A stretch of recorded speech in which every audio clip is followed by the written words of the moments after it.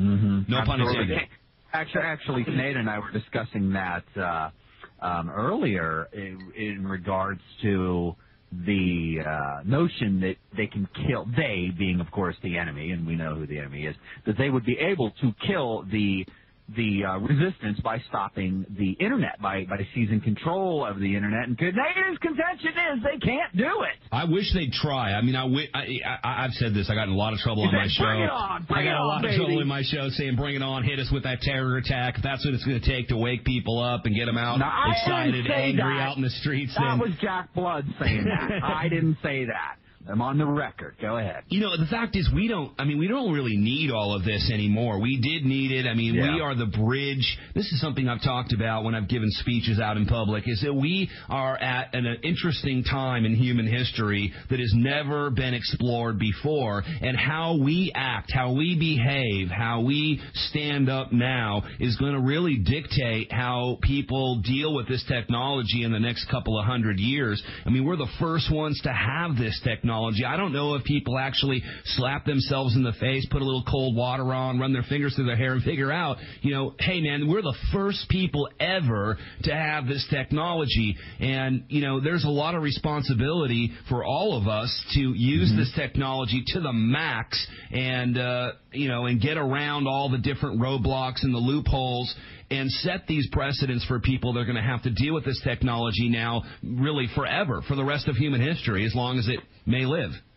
It's very heavy when you think about that. It really is. That every time we see something new, every day that we go to the Internet and we cruise and we learn about some new technology, some new little tool, something that just revolutionizes the way that we communicate. YouTube, for instance. Once a Google video comes out, once the ability to do what we're doing right here. This did not exist 7 or 8 years ago to this extent. I mean, it revolutionizes our lives. Then it becomes commonplace.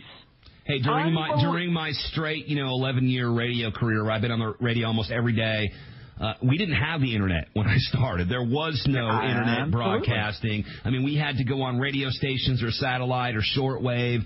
We had to find ways around this. And the human condition is so determined on this. And I think it's so inspiring to think that somebody is listening to your show right now who might be considering getting into all of this. And that person, a year or two from now could be one of the leaders in our field. It's exciting. It's exhilarating. And it's not hard to be passionate about what we do.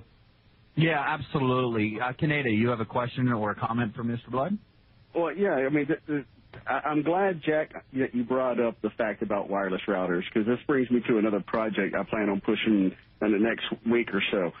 If people would start trusting their neighbors, I mean, actually know your neighbor, know who he is, open your wireless routers to them. You have a direct connection to them. You can kiss the Internet goodbye. You can, connect to your neighbors, and your neighbor connect to that neighbor, and so on and so forth. Every neighbor you're connected to everybody else he's connected to. They can't not kill the Internet. They can kill their Internet, but if people would just connect to each other and start trusting their brothers and sisters, or just lock them out of what you don't want them to get into, everybody can still be connected using this new technology that's out there. Or at least know the people in your community, so when push comes to shove and you've got to get out there and find a new way to do this, you're already plugged in and people, already have connections with people. Certainly, I mean, but the technology is absolutely amazing. In fact, I hedge to bet. I mean, look at what happened in 2007. I just wrote this article for you guys at Restore the Republic, and one of the things I got authorized to write about 4,000 words. I think I wrote 10,000 words because it's such a voluminous subject when it all comes down to it. But, I mean, we didn't, in 2006, we didn't even really have YouTube. We didn't really have anything like we have today, and it was hard. This is all brand new. If you wanted to go find a clip, for instance, I have this clip about Kennedy giving a speech about secret societies, which I'm mixing into a bumper with a Clash song. I mean, I had to look for hours and hours to find a free download and find somewhere I can do that. That just become available really in the last year. It's almost mind-numbing to think what they might come up with, what we might come up with in the next year. Yeah, it's exciting times. I'll tell you what. Yeah, every day I'm absolutely amazed and honored and humbled to be a part of this. It's amazing. When I sit back and I think, almost a year ago, it'd be a year ago in January that I connected myself somehow or another. A long story, one contact led to another, and next thing I know, I'm talking with Aaron Russo, and next thing I know, I'm traveling about doing video and giving speeches and talking, and next thing I know, I'm on We the People Radio Network.